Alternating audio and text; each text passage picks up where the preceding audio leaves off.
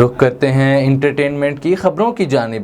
Pakistani drama industry کے معروف اداکار عدنان صدیقی بھی عالمی وبا کرونا کا شکار ہو گئے۔ پاکستانی اداکار عدنان صدیقی نے انسٹاگرام پر اپنے مداحوں کو آگاہ کیا کہ وہ بھی عالمی وبا کرونا کا شکار ہو گئے ہیں۔ اداکار نے کہا کہ شکر ہے کہ انہیں انفیکشن اتنا زیادہ نہیں، تاہم انہوں نے خود کو قرنطینہ کر لیا ہے۔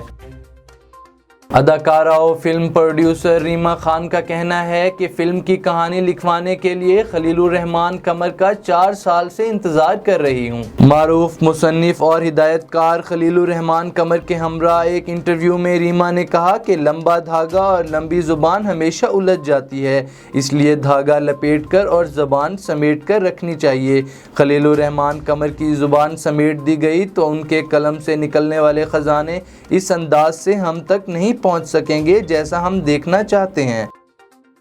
اداکارہ نادیہ حسین نے گھریلو تشدد کے واقعات پر صارفین کی جانب سے پوچھے جانے والے سوالات پر غم و غصے کا اظہار کیا۔ گزشتہ چند دنوں میں خواتین پر بڑھتے تشدد اور قتل و غارت گردی کے واقعات رونما ہوئے، جس کے بعد سوشل میڈیا پر شوبز انڈسٹری سے منسلک فنکاروں سمیت کئی دیگر صارفین نے بھی آواز اٹھائی۔